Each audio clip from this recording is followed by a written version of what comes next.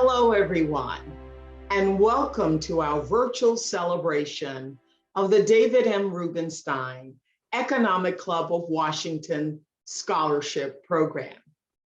I'm Gina Adams, Vice Chair of the Economic Club and Chair of the Education Committee. This program supports DC high school seniors to attend and graduate from college. Each winner receives a $20,000 scholarship and benefits from our Scholars to Leaders programming. These include summer professional development seminars, mentoring programs, internship opportunities, and the Capital Explorer Fund, all of which are supported by Economic Club members. Additionally, our alumni program promotes interaction with the Economic Club members and provides a robust peer community for our accomplished graduates. To support our alumni, a graduate fellowship is also available.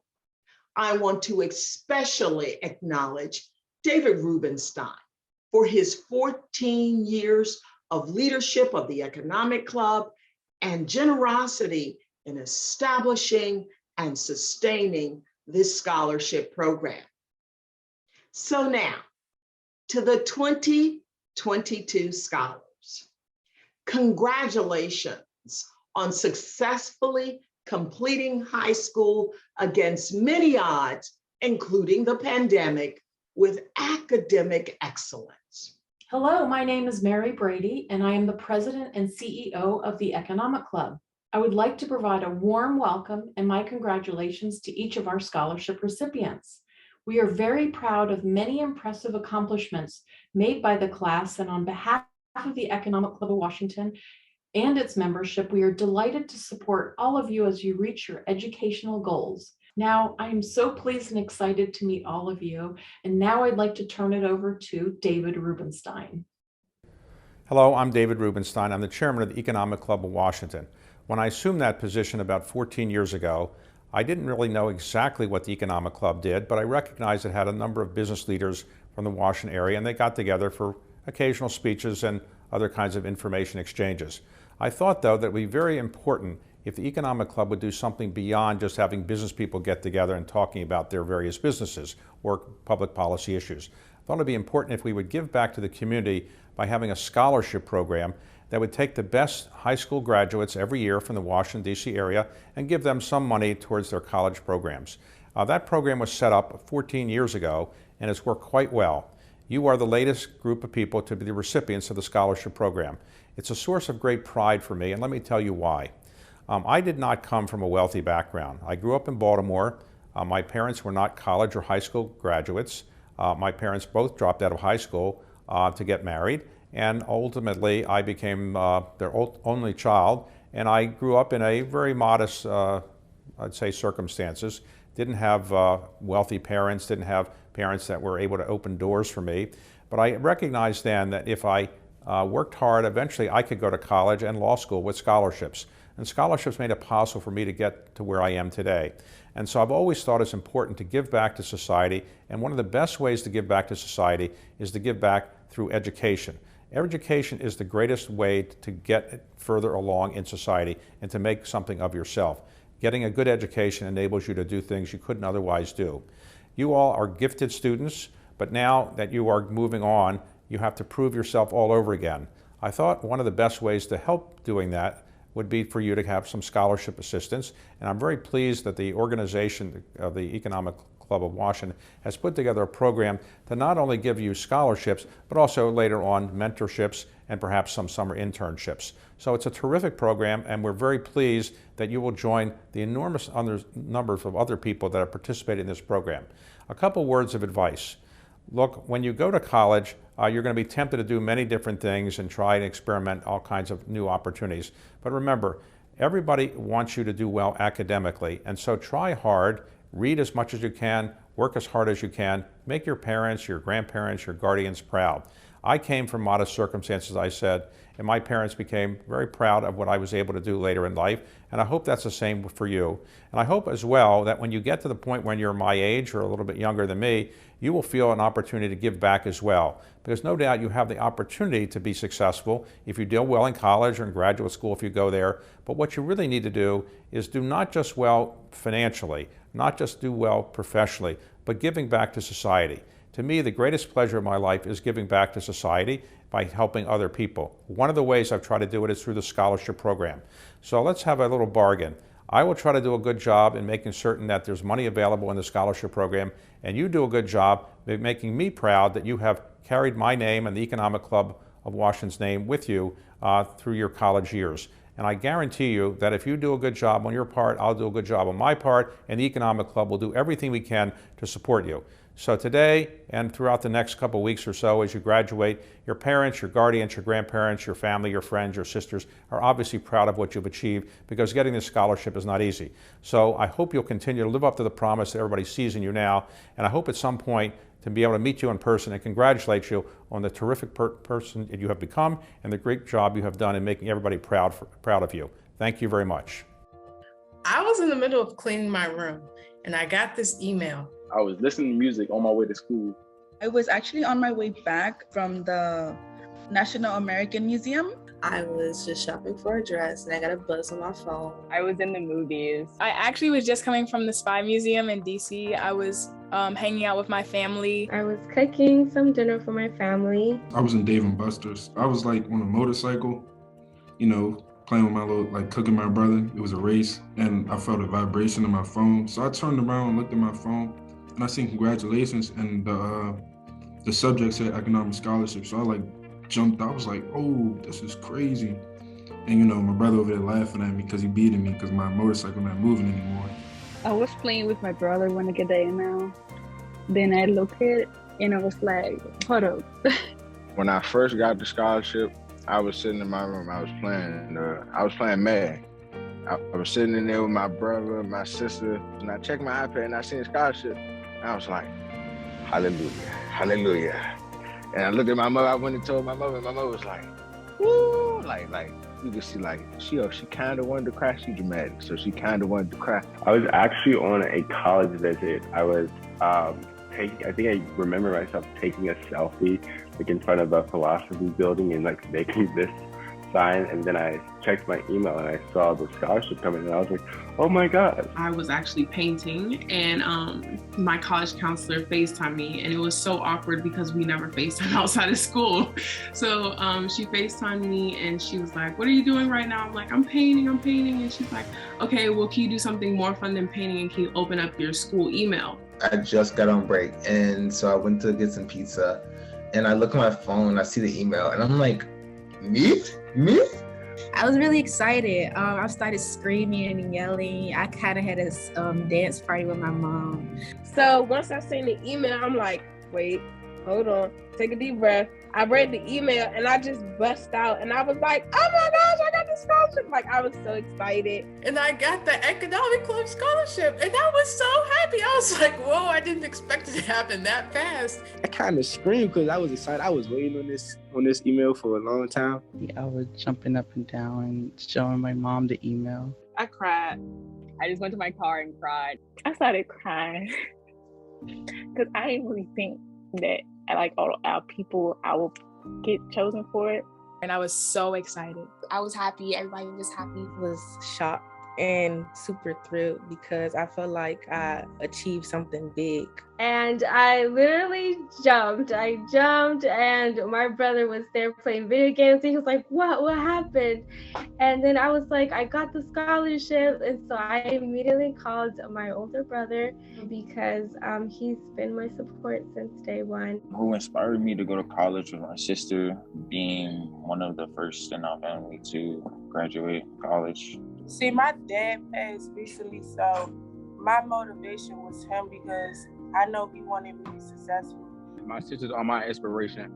I am very proud of Jornay. She's a very great student and she's tried her best since she was a little teeny person, and now this is a beautiful moment for me. So thank you very much. And I'm proud of you. Thanks. My dad was my biggest influence. Though he's not here anymore, he always pushed me to, if I could, then I should. I would say my family and the people in my neighborhood. I'm now a recipient, and my sister was a recipient of Economics Club, and now I'm following in her footsteps, and I only hope to influence my little brother to follow as well. This is my grandmother.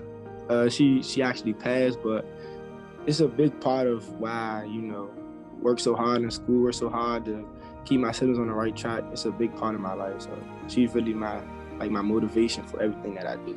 My brother encouraged me to attend college because he was enrolled, but he couldn't go, sadly, because he died. So that really inspired me to go.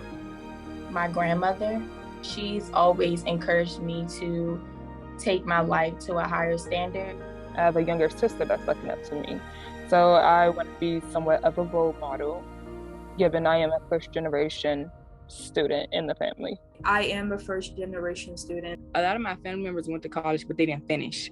So I'll be the first to finish. I'm the first person in my family to attend college. I am the first person in my family to go to college. Just me and my sister are first generation. So now I have the opportunity to go to the college that I wanted to go to. I told my family that if I don't get the scholarship, I was not able to go to college because we don't have a lot of money. I feel like the reason a lot of people can't go to college is because of the cost and they can't pursue their dreams and their career goals. I don't want to take out loans, so this is one step in the right direction. College is a lot of money, and especially at my school. Harvard is not cheap at all.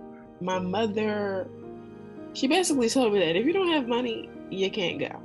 Not just the money, but the internship and the connections I can make with other people. When I go to college, I'm looking forward to growing up on my own and taking on full responsibility. Getting independence and learning more about myself. I feel like the best part about going to LSU, the most exciting part, was meeting people, attending a new culture, and being outside of, my norm. Experiencing people from different backgrounds. At GW, I like to major in biology, so I can learn more about the human body and how the body system works. So I feel like this scholarship will change my life by giving me connections that I wouldn't have had. Getting to know people from different cultures and different cities. Well, I'm excited for the artistic opportunities at Harvard University. I want to go into the field where I help children. I plan to become a midwife or a labor and delivery nurse. I want to be a psychiatrist. Majoring in criminal justice. I want to be a nurse because I want to be able to help people, and especially now with COVID going on. I plan to major in political science. To become a radiation therapist. I want to be a children's therapist. I hope to become an athletic trainer, preferably working on a professional NFL or any other sports team. I want to eventually go on and attend law school after I earn my undergraduate degree. I want to major in engineering and try to move into finances. I'm thinking of applying to medical school. I plan on becoming an accountant. I want to get an MBA and then ultimately be able to have my own business. I want to major in psychology because I want to help people. I've been helping people all my life, so that's why. I feel like I want to study world politics. I would, love to go into the Department of State. To be a veterinarian or a physical therapist. My grandmother and my aunt are scuba divers, so I love water, so I'm going to major in marine biology. Eventually, I want to become a gynecologist. I have always been interested in social advocacy, so I want to definitely be in a position to help those in Africa, especially in Nigeria, which is where I'm from. As some of you may know, I do a fair amount of interviewing at the Economic Club of Washington. Sometimes I take some of my interviews and put them in the book form. And I did one that became a book on leadership. It's called How to Lead. And there are many qualities that leaders have in common, but let me just mention a few. One, they are people that are willing to take some chances. Two, they're willing to make some failures and pick themselves up and get back on their feet. Three, they're also people that know how to get other people to work together. They know how to share the credit. Also, they're not people that are afraid to take the blame if something goes wrong. They're willing to own up to the responsibility of having made a mistake, and there's no sin in making a mistake. Next, I think it's important to recognize that leaders are people that know how to communicate well. They know how to write well, they know how to talk well, they know how to lead by example. And leading by example is a very good way to communicate as well. They also know how to take advantage of a crisis when it comes along. Leaders are people that rise up when occasion commands itself to do so. We're now seeing, for example, the president of Ukraine rising up and commanding his people in his country to really do something to fight back the Russian invasion. That's an example of rising to the occasion. Also, it's very important to be ethically responsible. It's very easy to take the path of least resistance, but good leaders are people that are ethical. And I also think that good leaders, or at least the role models that you should have as good leaders, are people that have some humility. They're not arrogant. And so always remember, no matter how much success you achieve, try to maintain humility. Let other people and your parents tell you how great you are. Don't tell other people yourself how great you are. And always try to give back to society in a way that's meaningful. That will be the great sign of leadership, that you recognize that you have an opportunity and a responsibility to give back to society. That's what great leaders do. To me, leadership means to be yourself. You're setting the example. You're leading by your role model, and you know what you're doing. To me, a leader is being confident and standing on what you believe in. It's good to be a leader and not a follower, because when you're a leader, you know what you're doing is right, and then you know you're on your own path, so just following somebody else's path. Being a leader is not only carrying yourself well, but it's helping others. Just being able to help other people, not just yourself. Good leader is definitely being able to think of a plan and think of a way to realistically enact that plan in a way that benefits the team. Always being that person who pushes others, always being that person who helps others, being that ear. Not being biased, being able to hear what the other person has to say. Being trustworthy, be able to take accountability while also take advice from other people. I think oftentimes we try so hard to do things on our own and we fail to realize that it's with the help of others that we're able to succeed. When you're a leader, I think you need to be able to connect this group of people and despite the large differences, bring them together with one similarity, one common goal. A great leader would have the skill of accepting feedback. About being an open-minded person, being able to receive good criticism. Be a positive person. Be a person that people want to be around. What it means to be a leader to me is that you'll have to be able to understand other people's perspective. It's important to listen to others in order to create a strong team. I had heard the term of servant leadership or being a servant leader. And that really resonated to me, because I always thought that being a leader is not necessarily, leading, telling others what to do. Follow your own path and be independent. If everybody's moving one way and a person sees a better way to move, that's what a leader is. They'll find that better way. And even when that better way doesn't necessarily seem easy at first. You have to take the first steps, and then, the domino will fall. Everyone will follow. Having faith in your team and having faith in yourself and just everyone you work with. I'm not stuck in my ways. I'm always open to new ideas, and I think that makes a great leader. I feel like a great leader always has the ability to be a follower, and that's what I feel like I have. I may not speak up, but when it's needed, I can sometimes sit back and, just watch and listen. Gain respect from those who are willing to follow after you, and also be respectful towards them, because you do have people looking after you. So it wouldn't be just telling them what to do, but also checking yourself too. We are future leaders. We are future leaders. We are future leaders. We are future leaders. Future leaders.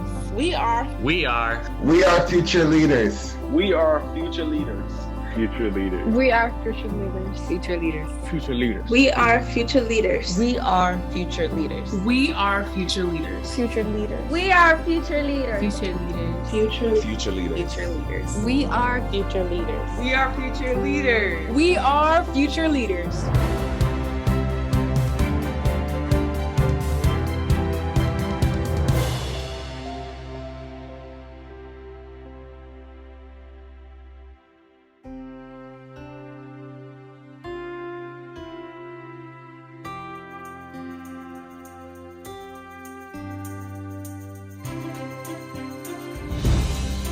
So I do not know who David Rubenstein is, but if I did, I would guess that he would be a principal. Is he a counselor or something? The reason he is supporting students, especially in DC, is because he believes in us and he sees a lot of potential in the students. I think he gives them out because maybe he didn't have the opportunity when he was younger, so he probably wants to give the gift to someone else. I think David Rubenstein has like an investment company, or he's some sort of businessman. No, I have not heard his name before. I had to guess that he was once a fellow student in Washington, D.C. that had a dream to go to college, but could have faced some obstacles on the way. Can guess that we will have to do something involving economics, maybe business, maybe it's something with political side. I'm really looking forward to the scholarship and what it has to offer.